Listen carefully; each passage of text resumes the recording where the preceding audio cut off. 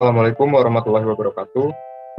Yang terhormat kepada dosen pengampu mata kuliah e-marketing, yaitu Dr. Maria Assunta Wikantari, MS, MBA, CWN, serta teman-teman sekalian yang saya banggakan. Pada kesempatan kali ini, kami dari kelompok itu izinkan untuk mempresentasikan hasil dari kerja kelompok kami, yaitu mengenai segmentasi, targeting, positioning, dan diferensiasi online pada ojek online, yaitu pada studi kasus Grab Indonesia. Boleh di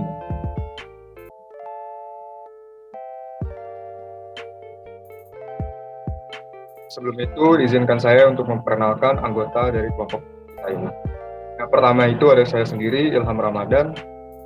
Selanjutnya ada Alfia Laila Stani, ada Fatnisa Wulandari, serta Berliana Putri Widya.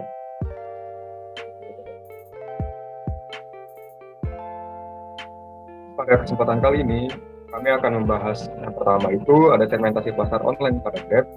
Kedua itu menentukan target konsumen online pada Grab, serta positioning dan diferensiasi online pada Grab. Jadi next. Topik yang pertama akan kami bahas itu mengenai segmentation atau segmentasi. Boleh di next.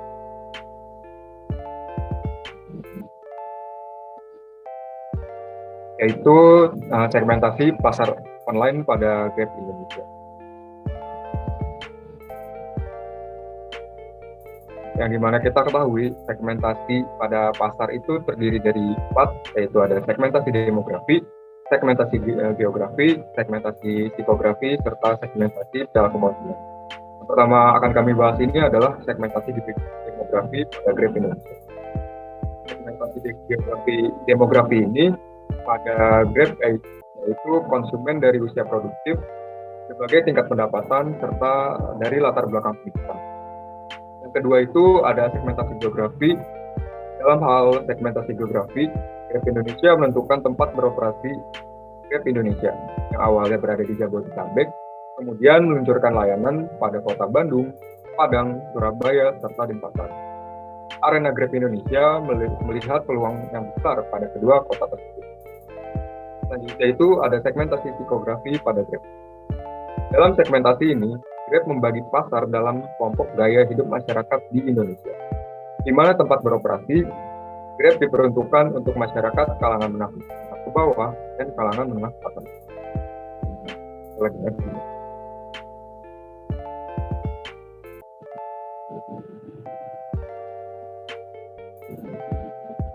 Selanjutnya itu segmentasi berdasarkan respon konsumen. Segmentasi berdasarkan respon konsumen ini terdiri dari 4. Yang pertama itu ada segmentasi manfaat. Awalnya konsumen berpikir mencari alat transportasi yang memberikan banyak kemudahan dan manfaat. Maka dari itu, Grab datang untuk menjawab itu semua, bukan hanya menyediakan jasa antar jemput, tetapi juga personal shopping dan kurir instan. Selanjutnya itu ada segmentasi pengguna. Dalam hal ini, Grab membagi pasar berdasarkan pengguna, di mana akan mengidentifikasi mana yang termasuk pengguna berat, menengah, serta ringan. Yang C itu ada respon promosional. Grab memasarkan produknya menggunakan iklan di radio dan awal akan membuat event saat pembukaan Grab. Setelah itu akan mengidentifikasi konsumen berdasarkan bagaimana konsumen merespon bentuk promosi yang dilakukan oleh Grab. Yang D itu adalah ada loyalitas atau kesetiaan. Dalam hal segmentasi ini, Grab membagi konsumen dalam 2 kelompok, yaitu konsumen loyal dan konsumen kurang loyal.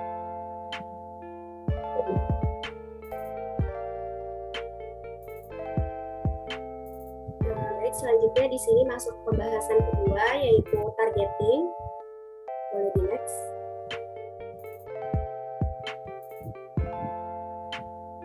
Sebelum masuk ke dalam pembahasan mengenai implementasi targeting pada layanan aplikasi Grab, di sini ada sedikit pengantar mengenai materi targeting. Target pasar adalah kelompok konsumen yang akan menjadi sasaran untuk pembelian produk dan penggunaan jasa yang ditawarkan.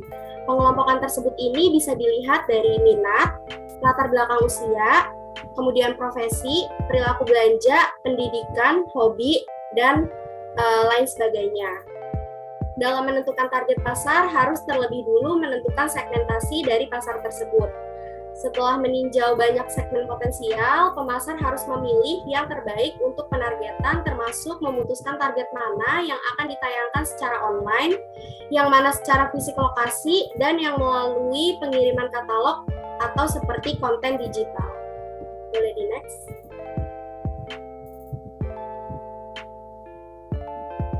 Nah, berikut ini ada beberapa cara yang dapat dilakukan untuk menentukan target konsumen online. Yang pertama yaitu perhatikan segmen pasar kelompok pembeli. Setelah kita memperhatikan segmen pasar kelompok pembeli, langkah selanjutnya yang dapat dilakukan yaitu melakukan pengamatan ukuran pasar.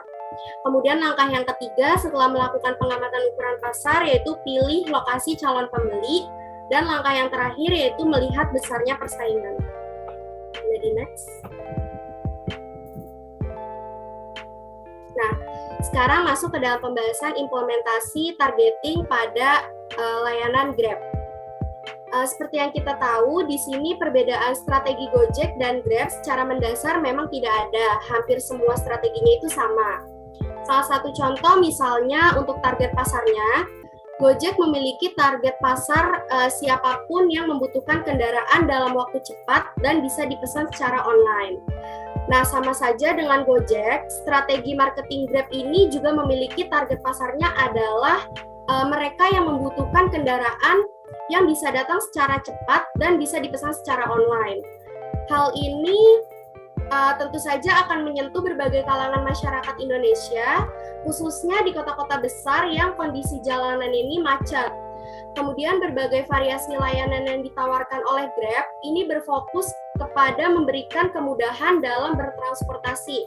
Kemudian Grab ini tidak menawarkan layanan di luar transportasi sebanyak seperti yang ditawarkan oleh para pesaingnya.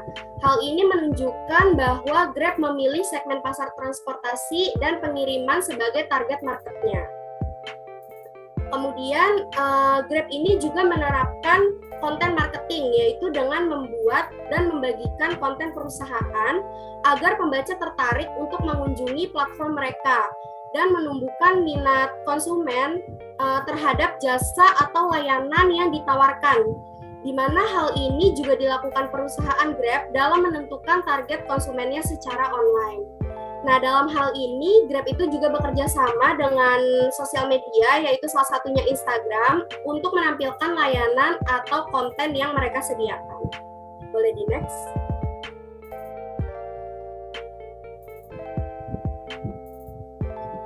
Nah, berikut ini adalah contoh dari penerapan digital marketing sebagai dasar untuk menentukan target konsumennya dengan membuat konten-konten marketing melalui aplikasi Instagram. Boleh di next.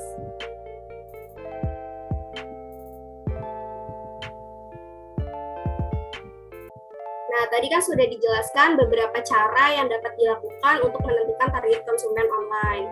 Nah, di sini cara yang dapat dilakukan untuk menentukan target konsumen pada layanan Grab, yaitu yang pertama tadi perhatikan segmen pasar kelompok pembeli. Di sini perusahaan Grab telah membagi segmen pasar ke dalam kelompok pembeli yang didasarkan pada kebutuhan dan perilaku, di mana dapat kita jumpai pada fitur-fitur yang disediakan pada platform atau layanan aplikasi Grab ini. Seperti yang kita tahu, kalau misalnya kita buka aplikasi Grab, biasanya langsung muncul layanan-layanan yang disediakan pada aplikasi Grab, seperti ada Grab Food, kemudian ada Grab Car, ada Grab Motor. Nah, hal ini sama saja dengan perusahaan Grab memperhatikan segmen pasar kelompok pembelinya. Boleh di next.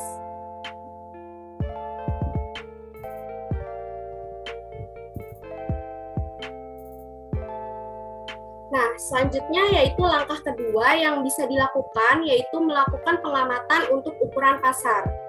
Dalam menentukan target konsumen online, yaitu dilakukan dengan pengamatan ukuran pasar. Pengamatan yang dilakukan oleh perusahaan Grab ini dilakukan dengan pembuatan konten-konten marketing untuk menarik perhatian konsumen dalam menggunakan layanan aplikasi Grab ini. Seperti yang dijelaskan sebelumnya, untuk melakukan pengamatan ukuran pasar ini, perusahaan Grab membuat konten-konten marketing untuk menarik minat konsumen dalam menggunakan layanan aplikasi Grab. Kemudian langkah yang ketiga yaitu pilih lokasi calon pembeli. Perusahaan Grab ini sudah bisa menentukan target konsumennya dengan jangkauan lokasi, di mana layanan driver Grab ini sudah bisa dijangkau dan diakses hingga Jabodetabek, sehingga konsumen dapat menggunakannya pada titik dan lokasi yang tersedia layanan ojek online Grab. Boleh di next.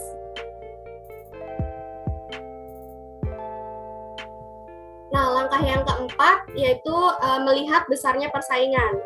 Seperti yang kita tahu, perusahaan Grab ini mempunyai pesaing-pesaing sejenis online seperti Gojek, ada Uber, Maxim yang baru-baru ini, dan mungkin masih banyak ojek online lainnya.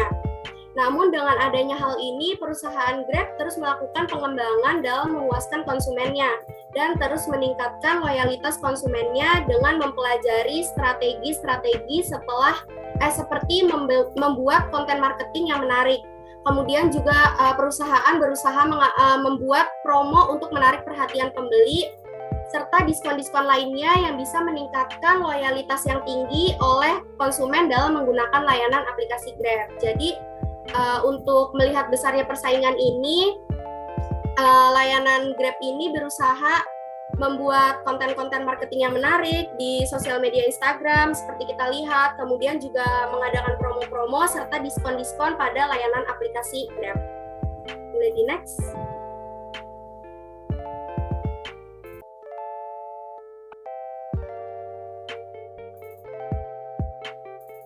Topik selanjutnya yang akan kita bahas yaitu mengenai positioning dan diferensiasi online. Di next. Oke, jadi sebelum kita membahas tentang positioning dalam perusahaan Grab, kita harus tahu dulu nih, apa sih positioning itu? Ya, positioning adalah strategi untuk menciptakan citra produk di benak konsumen. Nah, jadi maksudnya itu, perusahaan menciptakan sebuah strategi agar produk yang mereka tawarkan itu bisa dikenal dengan mudah oleh konsumen. Dengan tujuan untuk membangun citra yang bagus, maka perusahaan harus mengetahui siapa pesaingnya dan bagaimana posisi perusahaan pesaing itu di mata konsumen. Sebagai contoh, yaitu pada perusahaan Grab. Seperti yang kita ketahui bahwa Grab merupakan salah satu startup yang bergerak di bidang transportasi online. Tentunya, dalam dunia bisnis Grab memiliki pesaing utama yang menjadi tolak ukur agar mereka selalu berinovasi dan menciptakan sesuatu yang menarik. Seiring dengan berkembangnya teknologi, sekarang sudah banyak aplikasi transportasi online lainnya yang bermunculan. Sehingga, Grab harus memikirkan strategi yang menarik agar konsumen tetap loyal menggunakan aplikasi mereka dan tidak berpindah ke aplikasi lainnya. Boleh di next?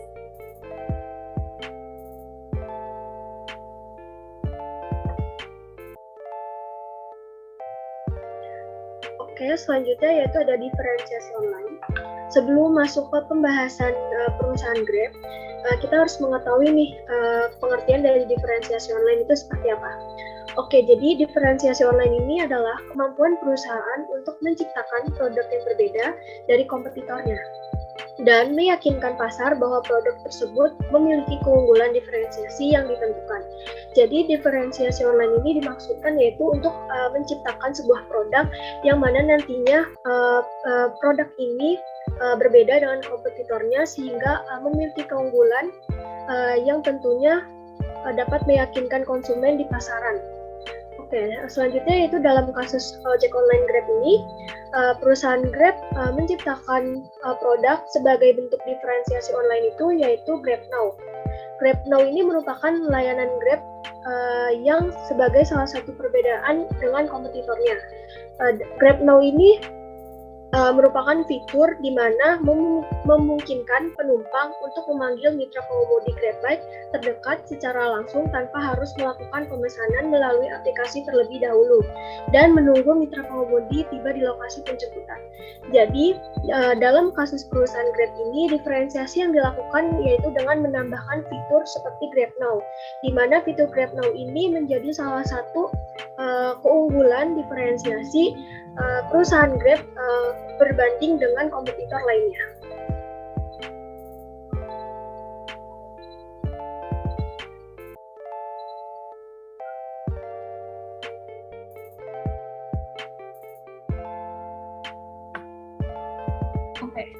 Setelah mengetahui positioning dan diferensiasi online yang diterapkan oleh Grab, selanjutnya kita akan membahas tentang keunggulan kompetitif yang diterapkan Grab.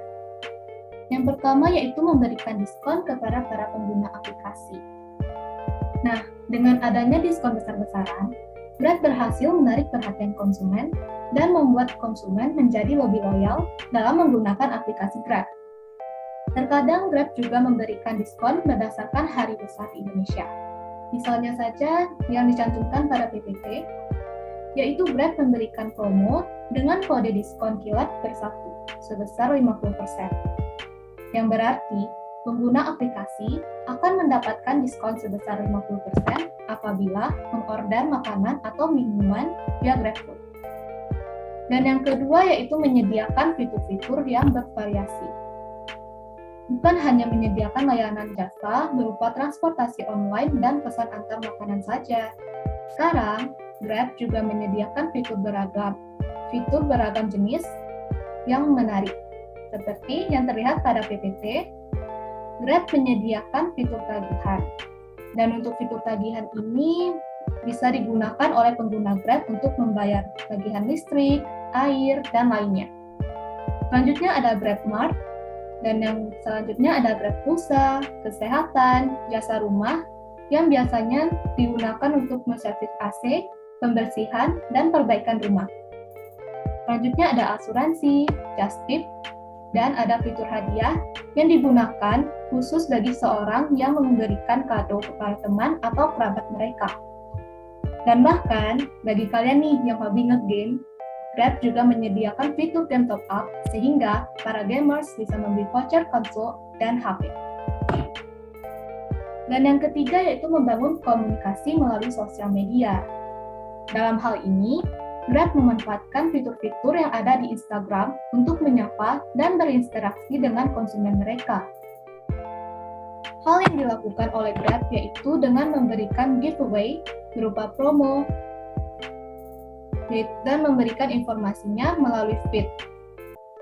Seperti contoh yang ada pada PPT, Grab mencoba berinteraksi dengan para followers mereka dengan cara memberitahu bahwa Grab sedang mengadakan giveaway sebesar 2 juta bagi 10 orang followers mereka yang beruntung. Tentu saja, dengan membuat quiz ini, Grab bisa menarik perhatian audiens dan meningkatkan Instagram engagement rate dari perusahaan mereka. Boleh di next?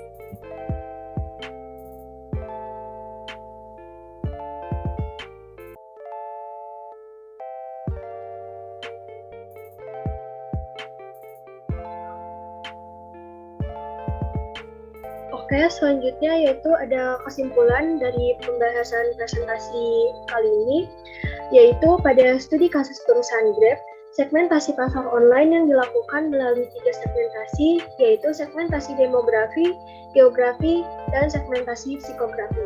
Seperti yang dijelaskan sebelumnya, pada segmentasi demografi ini, perusahaan Grab yaitu melakukan konsumen dilihat dari usia produktif dengan berbagai tingkat pendapatan dan juga berbagai latar belakang pendidikan. Selanjutnya yaitu ada segmentasi geografi. Pada segmentasi ini, perusahaan Grab yaitu menentukan tempat beroperasi Grab Indonesia ini yang awalnya itu berada di Jabodetabek, kemudian mereka melakukan layanan yang lebih luas ke Kota Bandung, Padang, Surabaya, dan juga Denpasar. Pada segmentasi psikografis ini, perusahaan Grab yaitu melihat dengan kelompok gaya hidup yang ada di masyarakat Indonesia ini, yaitu di mana Grab ini diperuntukkan untuk masyarakat kalangan menengah ke bawah dan juga menengah ke atas. Selain itu, ada pun segmentasi berdasarkan respon konsumen yang digunakan perusahaan Grab dalam menentukan segmentasi pasar online ini. Selanjutnya, dalam menentukan target pasar, perusahaan Grab ini melakukan 4 tahapan, yaitu dengan memperhatikan segmen pasar kelompok pembeli, melakukan pengamatan untuk ukuran pasar, pilih lokasi calon pembeli, dan juga melihat besarnya persaingan dengan kompetitor lainnya. Seperti yang diketahui kita semua, bahwa Grab ini memiliki kompetitor lain, yaitu seperti ada Gojek, Uber, Maxim, dan ojek online lainnya. Adapun positioning dan diferensiasi yang dilakukan perusahaan Grab yaitu dengan menciptakan atau berinovasi produk mereka khususnya dalam layanan transportasi ini. Diferensiasi yang dilakukan perusahaan Grab sendiri itu yaitu adanya fitur khusus seperti Grab Now. Fitur khusus Grab Now ini dilakukan yaitu sebagai memungkinkan penumpang untuk memanggil mitra pengemudi Grab Bike terdekat secara langsung. Intinya yaitu dapat memudahkan pengemudi Grab Bike untuk melakukan penjemputan terhadap konsumen atau pelanggan yang menggunakan jasa transportasi layanan transportasi Grab ini.